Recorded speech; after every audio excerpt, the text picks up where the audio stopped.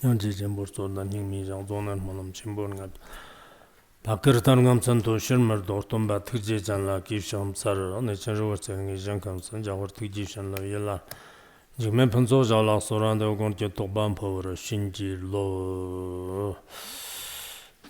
unsurpassed, profound, and wonderful Dharma is difficult to encounter in billions of aeons. I now see it here to receive it, uphold it, about to fathom the vast true meaning, to liberate all beings. Let's generate the supreme bodhicitta.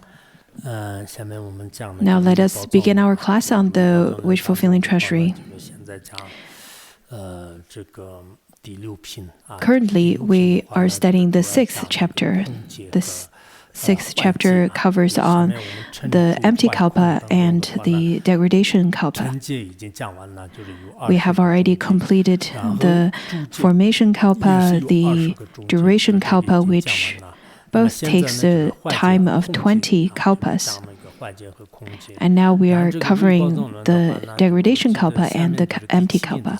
Beginning from the 7th chapter, we are going to talk about all kinds of sufferings and happiness in this world, as well as the teachings on how one should rely on virtuous teachers and part from vicious friends. Though easy to understand, but difficult to practice in your daily life, which is also important teachings that you should uptake.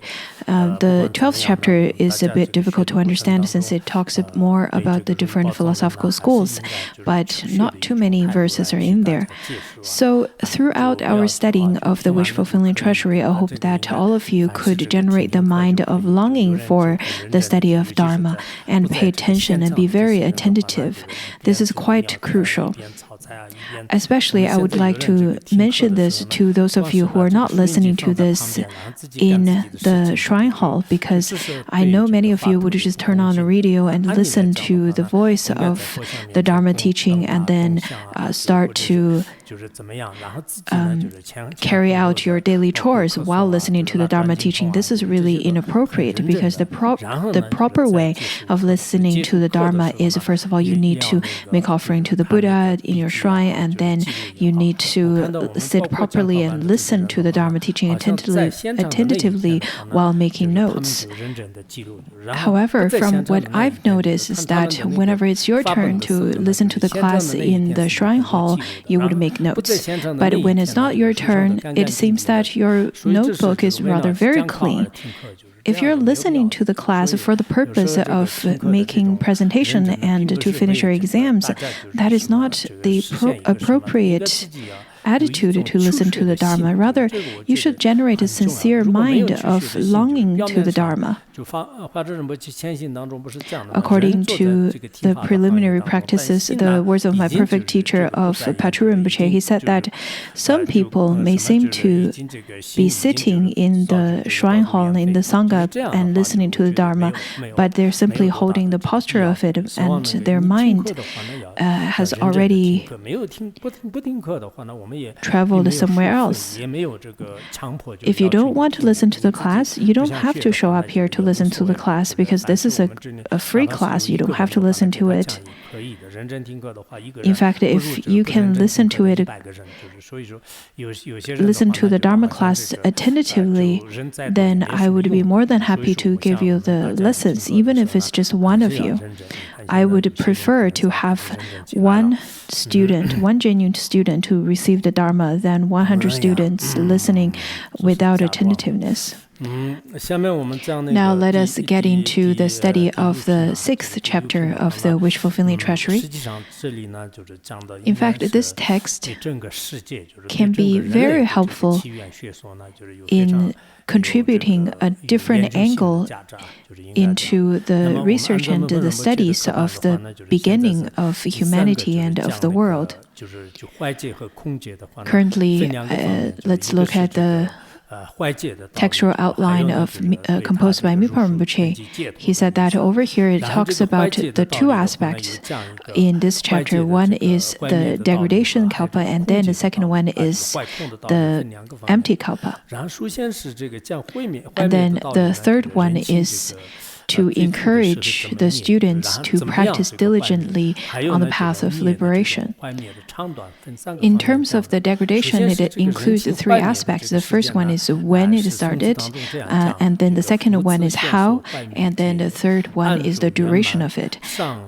In the verse over here, it says that again on the elaboration of the degradation kalpa, at the time of the completion of the duration kalpa, and there is no more of the sentient beings taking rebirth in hell realm, that is the beginning of the degradation kalpa. So we've already talked about the duration kalpa, after which then the degradation kalpa started. After the degradation kalpa, then is the empty kalpa. The duration kalpa would last for 20 medium kalpas. After the duration kalpa is completed, there is the beginning of the degradation kalpa. Of course, at the time of the degradation kalpa, there is the degradation kalpa that applies to the animate world and the inanimate world. The animate world degrades rather very quickly. Previously, we've already learned the different numbers. Altogether, there are 20 medium kalpas to the degradation kalpa as well. In terms of the sentient world, after the completion of the duration kalpa, after the formation kalpa, the completion of formation kalpa, then it ascends and descends for 20 times. Altogether, after the 40 times had already completed, the 20 medium kalpas ended. That's the beginning of the degradation kalpa. Initially, the hell realm beings would take rebirth in hell realm because of their karma. It is a place of karma. It is a place for the reaping of their matured karma. On one hand, the karma is very much accumulated from the great aggression that they've accumulated. On one hand, accumulated through their past lifetimes. On another, it is the aggression towards all the hell realm guards. According to Abhidharma and Mahavibhasha Shastra, it says that at the time when it is close to the degradation kalpa in hell realm, the beings would no longer generate aggression towards the guards, and rather they would generate a sense of kindness and gentleness. With that being the cause, the sentient beings in the hell realm would no longer taking rebirth in hell realm again. It is just similar to the worldly prisons. If no one in the world would commit any crimes, then naturally there would be no more new prisoners. And the previous prisoners, out of various reasons, would move to different other areas, or after they have already finished their sentence, then they would take rebirth in other realms. For the similar reason, at the beginning of the degradation kalpa, or what marks the beginning of the degradation kalpa, is at the time when no sentient beings would take rebirth in hell realm again. That is the beginning of the degradation kalpa.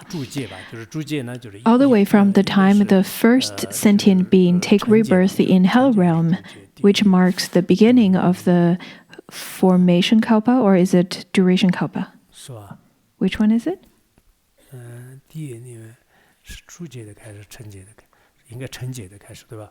The formation kalpa, correct? The formation kalpa, which then takes a long period of time. Now, at this point, many people may ask different questions. For example, they would ask, well, at the time when the human lifespan is about 10 years of age, and during the calamity of war, many sentient beings would take rebirth in the hell realm. Why wouldn't sentient beings take rebirth rebirth in hell realm during the degradation kalpa? Is it because the law of karma doesn't apply to them? Well, as I explained earlier, on one hand, some of the sentient beings, some of the hell realm beings are then transmigrated to other different realms or other places. On top of that, no more new sentient beings would take rebirth in the hell realm. And at that period of time, there's no new sentient beings take rebirth in hell realm. That is the beginning of the degradation kalpa, also the completion of the duration kalpa. So at that time, there's no more new hell realm beings. That is the beginning of degradation kalpa. That's what it means. Now let's talk about how this degradation happens. Over here it talks about the two aspects. One is animate world and the other one is inanimate world. First of all, let's look at the animate world, which includes the three higher realms and three lower realms. In the verse it says that the ones who have exhausted their karma would take rebirth in higher realms, and the ones who have not exhausted their karma in hell realm would transmigrate to other hell realms. Same applies to the hungry ghosts and animals. Therefore, no sentient beings will be existent in the three lower realms. The hell realm beings are also called the beings take such state of being because of the causes that they've accumulated.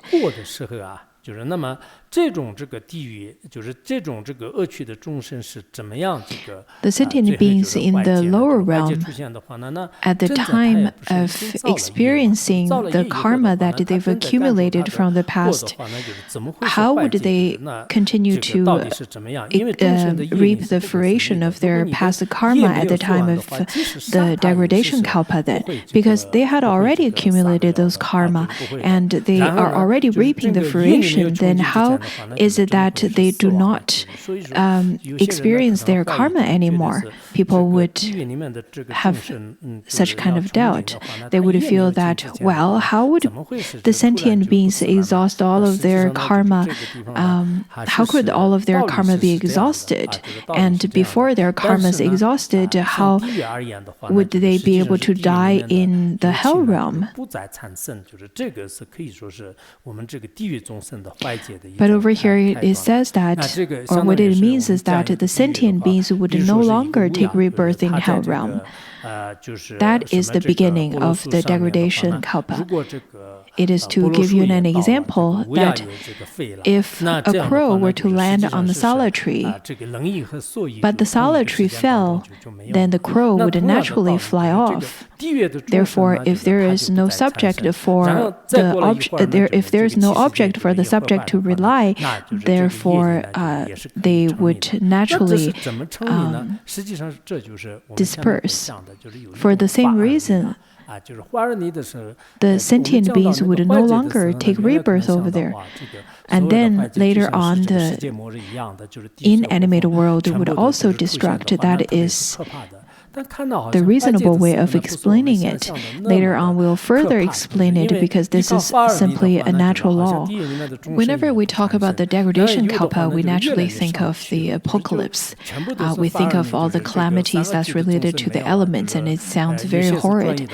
But when we read all the descriptions over here about the degradation kalpa, it's not as horrid as we thought. Because of the natural law, the sentient beings of the hell realm and of the three lower realms all ascend to other places or transmigrated to other places. Some has already ascended to the second dhyana heaven, and the hell realm beings, the animal realm beings, and the hungry realm beings, including human beings and the celestial beings, all transmigrated or ascended. When we talk about or think about the degradation kalpa, it's not as horrid as what we imagined.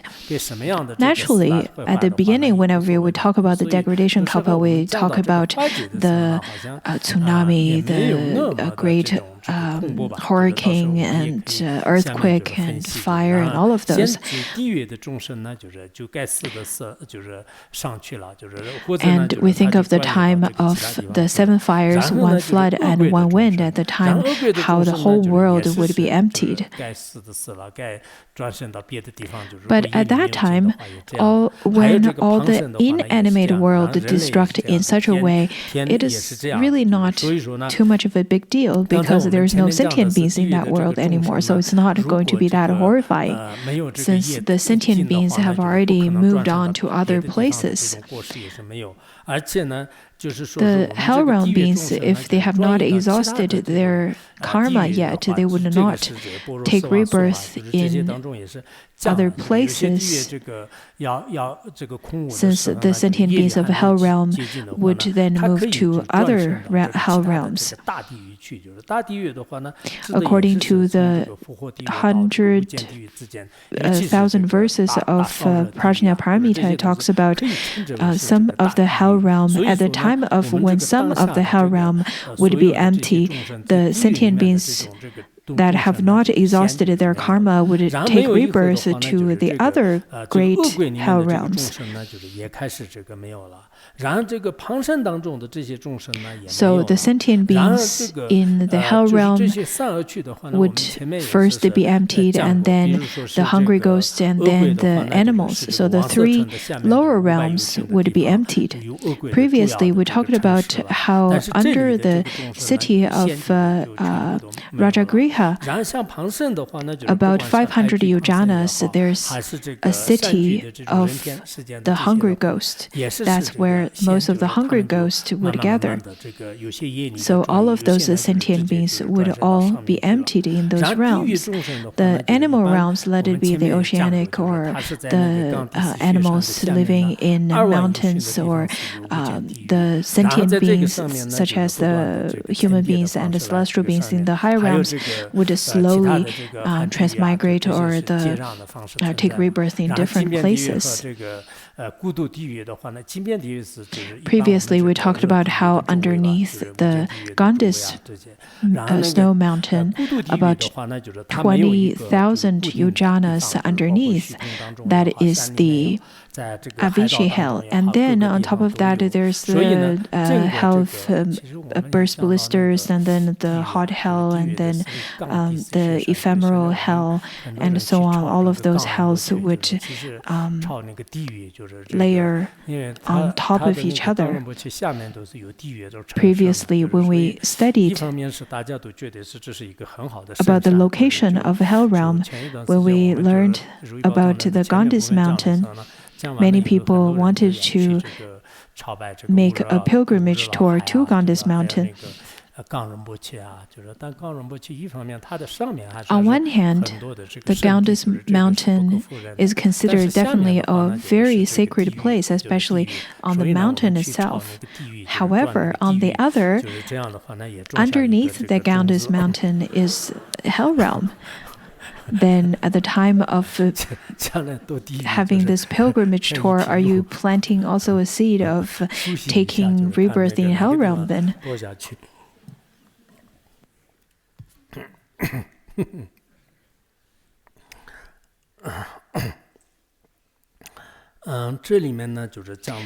The steps of how each of the 3 lower realms are emptied is hell realm, and then hungry ghost, and then the animals.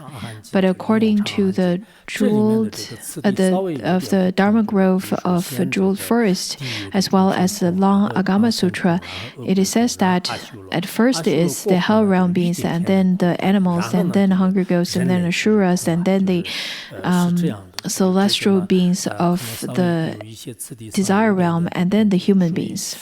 So the steps are a bit different according to each different text. Over here, many of you probably would have a question asking, well, how could the human beings are still living in this world, but the animal realms, but the animals and the hell realm beings, including all the hungry ghost beings, are all empty? How could that be? And thinking, especially the human beings live by relying on the animals to, for example, plow the ground and rely on their milk.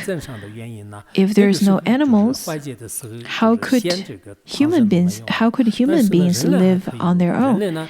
According to the Vipassana Shastra, it says that because of the sentient beings, karma would increase in such a way at the time of degradation, even if all the animals are no longer existent, the human beings could still be existent. The human beings at that time would be relying on the inanimate object, such as maybe robotic yaks and robotic animals, to maintain their lifestyle. On top of that, on our human body, there are 80,000 kinds of insects. Usually relying on all of those, the human beings would be able to live. So even at that time, those kinds of beings would no longer be existent, but the human beings would still be able to live, just like the Chakravartin and the Bodhisattvas, or after certain levels of realization of Bodhisattvas in their physical body, there would be no longer any of those insects. According to the Mahavibhasha Shastra, the teachings is a little bit different, where it says that even the animals are no longer alive, the human beings would still be able to be alive. The animals, also like the hell realm beings, would no longer take rebirth as animals. How so? It is because currently how our food chain works is that the big fish would eat the small. But at the time of the degradation kalpa, all those oceanic animals would no longer eat each other. They would rather eat algae and all of those natural plants. All of those animals that used to kill and eat each other during that period of time would generate a sense of compassion and kindness to each other. Therefore, they would no longer eat each other, consume each other. For such a reason, those animals would no longer take rebirth in hell realms or the animal realms. That applies to all of those animals such as wolves and leopards and tigers.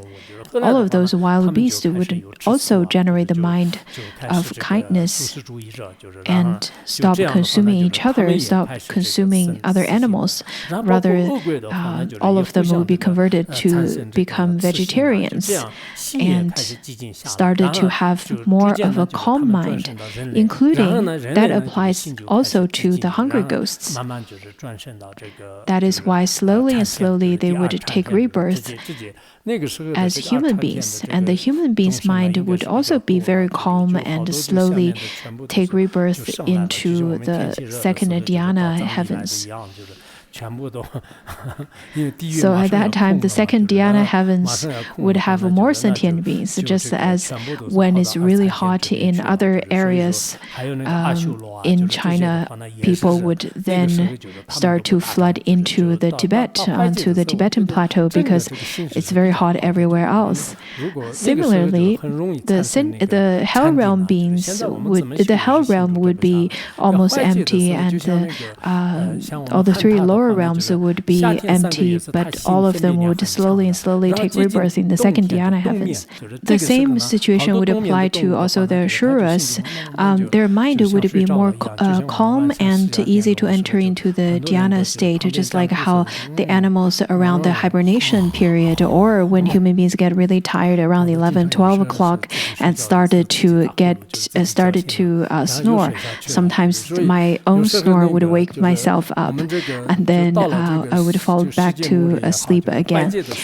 We can see at the end of the world, during the degeneration kalpa, all the beings, including human beings, can easily generate the second dhyana state, unlike how we used to be at the time when we had lots of dualistic thoughts. Rather, we would be more like the animals during hibernation.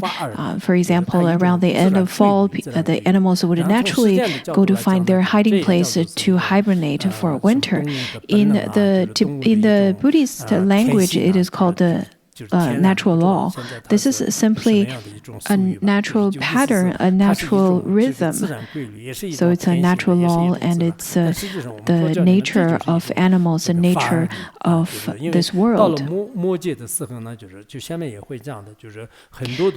the end of the Kalpa, later we will further elaborate on that.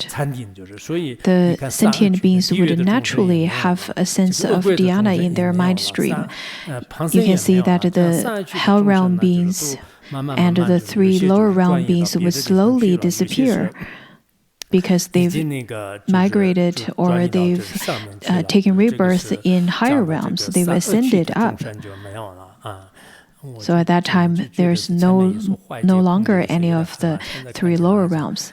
In the past, whenever we talk about the empty kalpa, we felt it must be quite horrifying, but it's really not that horrifying, isn't it? Now let's look at the beings of the 3 higher realms, which included the 2 parts. One is human beings and the other one is celestial beings. First, let's look at the human beings of the 4 continents. The Uttara Kuru beings would take rebirth in the Trishrimshas, and the rest of the 3 continents would take rebirth in the dhyana heavens. At that time, there's one person without relying on any teachers, rather just by relying on the natural law would be able to attain the 2nd dhyana. Then this person would proclaim to the rest of the beings in the continent to part from generating happiness is the most supreme peace. Then in the 3 continents, the sentient beings receive the teachings which lead to the attainment of 2nd dhyana and then take rebirth in the Abhashvara's heaven. That's when all the continents would be emptied. So let's look at the 4 continents. We previously talked about how the Uttarakuru beings would have the definite karma which lead them to be reborn in the Trishrimshas heaven.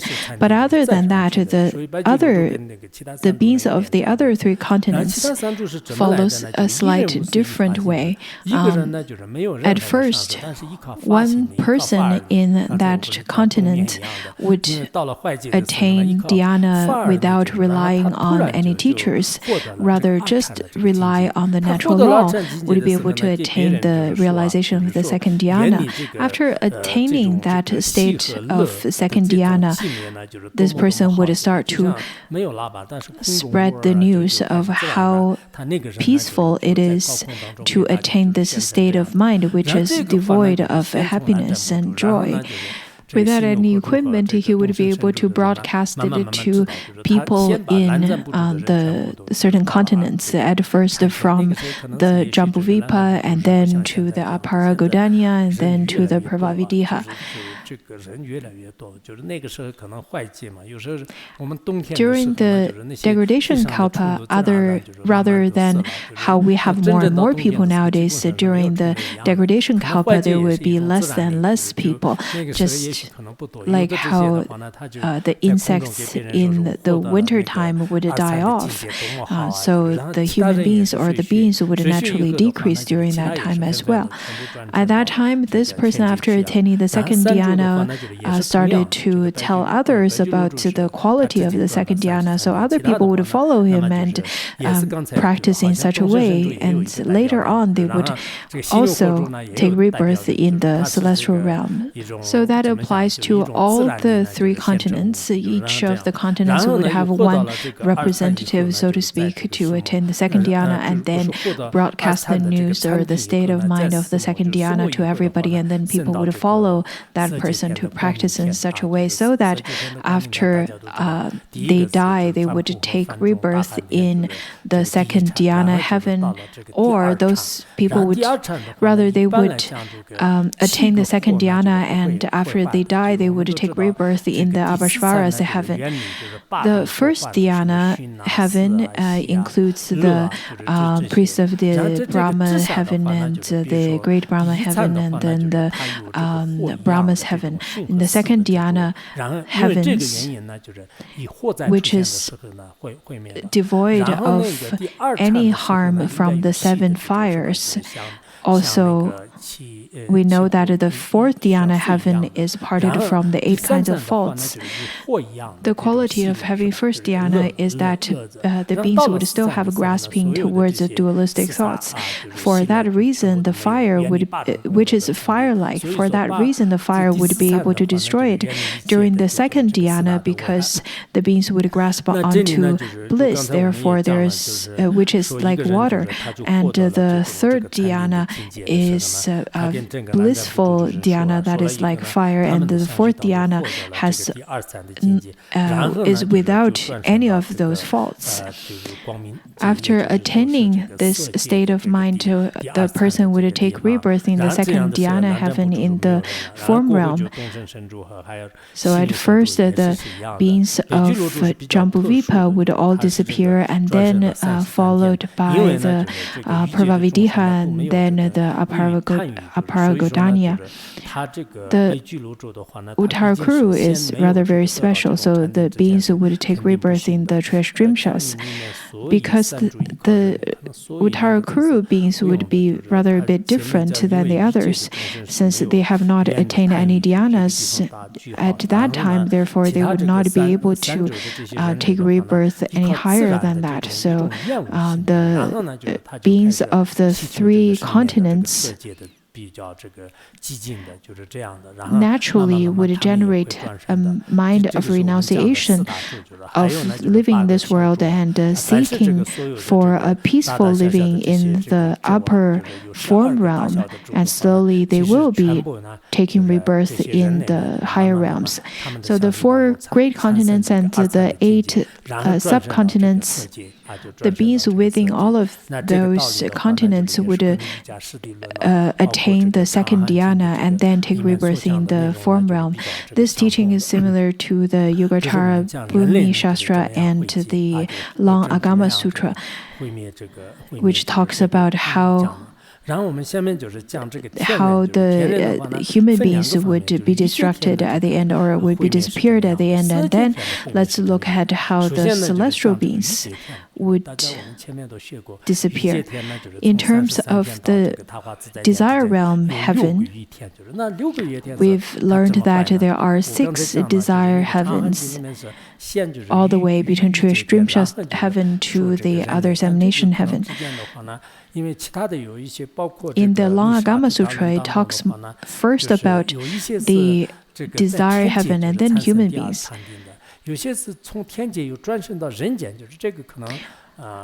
And some talks more about how the celestial beings would attain the second dhyana, and then some from the celestial realm take rebirth in the human realm. But I think they are rather complementary. It could happen both ways. So over here, it first talk about how the human beings would disappear first, and then let's look at the disappearance of the celestial beings of the desire realm. The 6 desire heavens also follows the same pattern, all the way between the 4 heavenly kings to the master over others creation heaven. There would be one particular celestial being, by relying on the power of natural law, attaining the second dhyana, and then that applies to each of the different levels of the heavens, all the way between the heaven of 4 kings, the heaven of 33 gods, and then the heaven of timely restraint. It didn't really explain too clearly over here, but according to the Mahavibhasha Shastra and the creation Abhidharma Shastra, in fact, it didn't really talk too clearly either. But as long as a celestial being were to attain second dhyana, then the other celestial beings would also follow his example and attain the second dhyana realization. In this way, all the celestial beings of the desire realm would all ascend.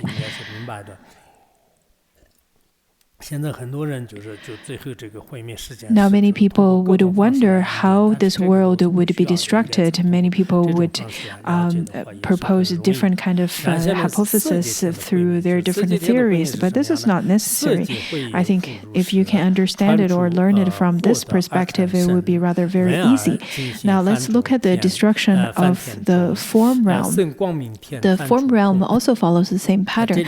At first, there's the sound of the second dhyana, and after hearing this, the Brahmas and the followers would practice in such a way so that they would take rebirth in the Abhashvara's heaven. So it follows the same pattern. One celestial being in the Brahma heaven world would attain the second dhyana and then would then give the teachings to the rest of them, telling the rest of the celestial beings how peaceful it is of the second dhyana. And compared to the second dhyana, our celestial realm is rather very coarse. So the rest of the celestial beings would follow his example and take rebirth in the second celestial realm. So the world, including all the followers of Brahma and then the priests of Brahma heavens and then the Mahabrahma heavens, their world would naturally wither, just like how the rain would stop from the sky and then all the grass and all the plants and vegetations would naturally wither, just like that, following such kind of a natural law that the whole inanimate world would disappear. Just a few days ago, I went back to a place where I used to herd yaks. About 20 or 30 years ago, at that time in that valley, I used to herd 200 to 300 yaks. But now that valley only could provide grass to 20 to 30 yaks. So you can see that this is really a natural law. It's very much connected and echoes to the needs of the animals and human beings. If there are more animals and if there are more animals that needs the vegetation, then naturally there would be more and more resource. If there are less of those animals and human beings, then the resource would also be decreased. Nowadays, lots of the geologists talk about how certain areas used to be large meadow and there were lots of wetlands, so on and so forth. But now, because people killed so many of those yaks and sheep, therefore those wetlands slowly got dried and the vegetation also would decrease. Because the vegetation no longer would grow, the moisture that brought forth by the vegetation would decrease, which then would change the weather. Nowadays it says that recently in the North Pole, the temperature is about 35 degrees Celsius. That's really the coldest place on Earth. On top of the rise of temperatures worldwide and the drying up of lakes worldwide as well, including over here in Larungar, it seems that we're having more and more drought days than usual. Initially, when we look at summer, we have 3 months in summer, and yesterday really was the day that marks the beginning of fall according to the lunar calendar. But it seems that our weather is very dry. When we look outside, all the vegetations are quite yellow. They're all withered. So our environment indeed is going through great changes. You've probably heard from the news this year in Hunan and Hubei province, which is in the southern part of China, are currently suffering from drought. And in hundreds of cities in Europe this year, people are suffering because of the high temperature and the lack of fresh water.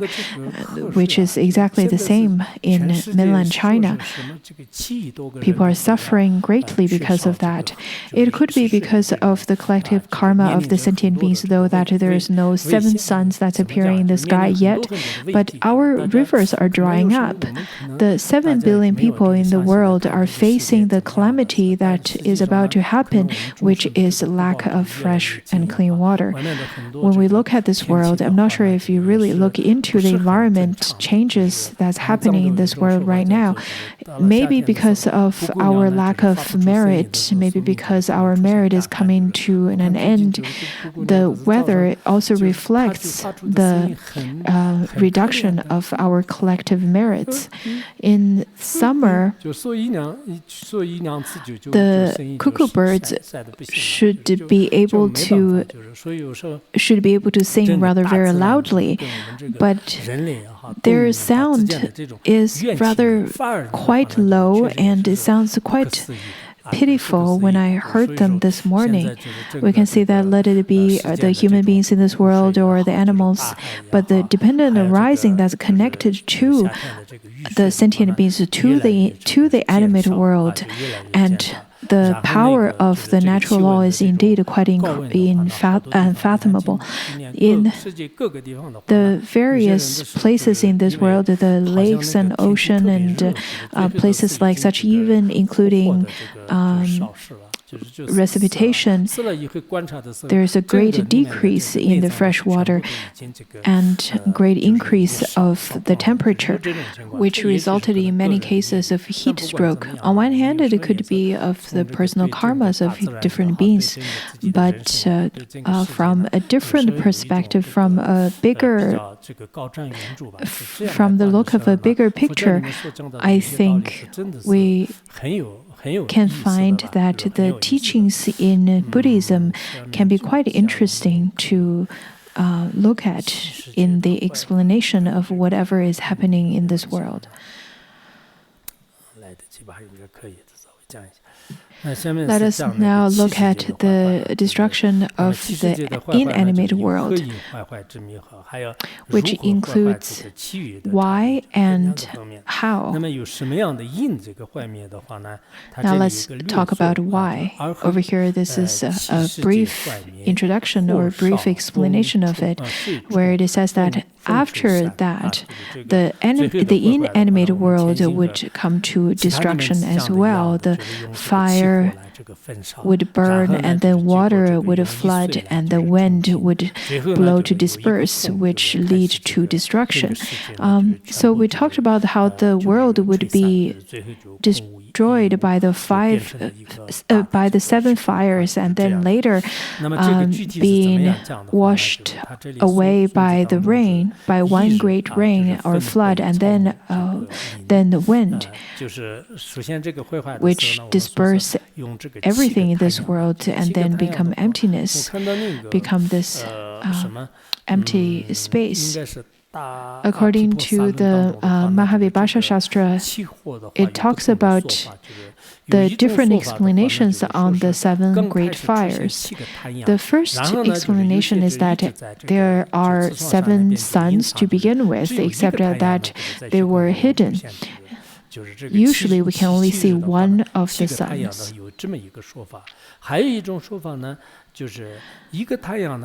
The second explanation is that one sun would manifest into 7 suns. The third explanation is that one sun, there is only one sun, but that sun would increase in 7-folds in terms of its heat. The fourth explanation is that there were 7 suns, and then the 6 suns were hidden, except at the very end it would appear. I think in the Chinese mythology there is the story of how Hou Yi shoots the suns down. But in the story, it says that there initially were 10 sons, and he shot 9 of those sons down, except left 1 son in the space. Some may think that those mythology are completely made up, but this world is quite unfathomable, so many of the different situations may happen. You never know. According to Mahavibhasha Shastra, the teaching is rather very similar to the teachings stated over here. The teaching over here says that at the time of the first sun arise,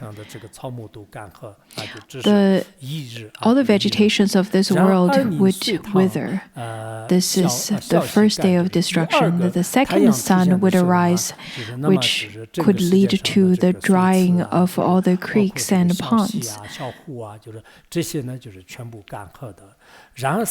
On the third day, after the third sun arises in the sky, all the large and small rivers would get dried up as well, including the Yangtze River, the Yellow River, the Ganges, and Mekong River. All of those large rivers would also get dried up.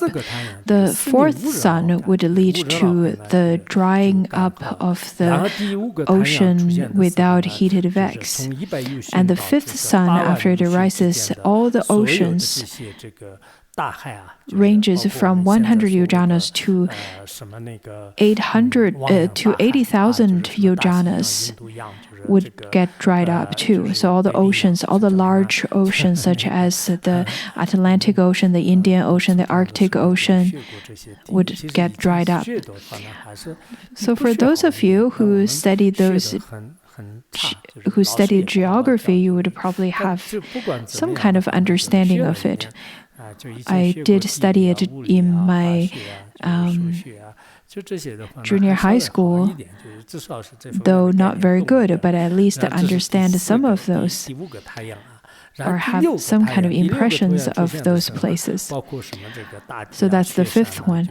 Now the sixth sun, after it appears into the space, all the great earth and snow mountains would be destructed.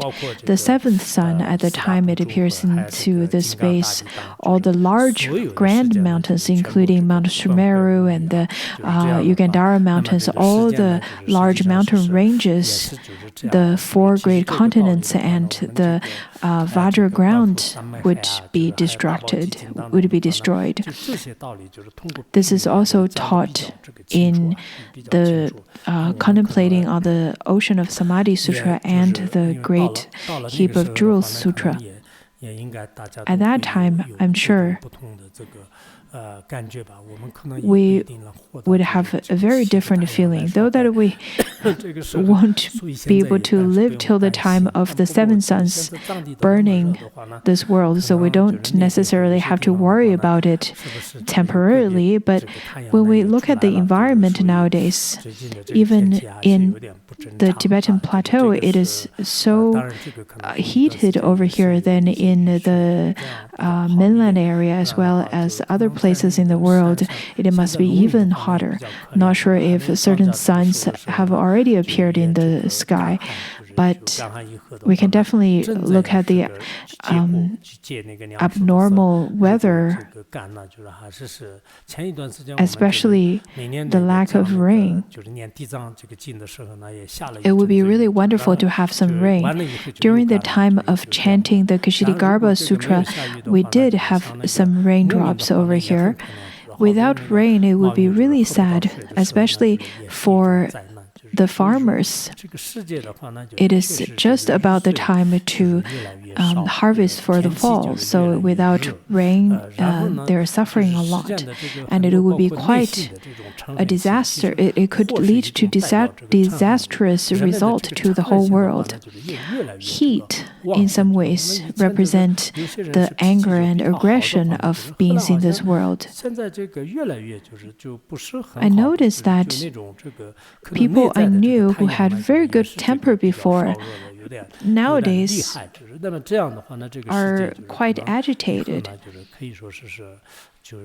So it seems that the inner sun, not only just the outer sun, the inner sun is also burning and scorching the mind of the sentient beings. And in this way, it seems that if we keep going with such kind of aggression, then our future would be quite dire.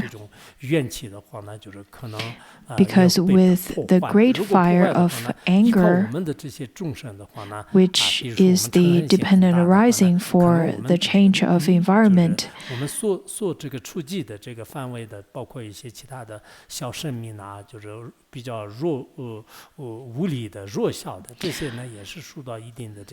our anger could harm the sentient beings around us. Sometimes the weak and the small sentient beings would suffer from our anger. So this world indeed relies on the power of dependent arising. So as Buddhists, we need to practice the nectar-like Dharma to shower down the rain of the Dharma, which put out the fire of aggression in our own mind stream, so that the sprouts of our virtuous roots could be reawakened, which could bring the whole world into a better future and dignify this world, dignify this universe. That's the goal that we need to work for.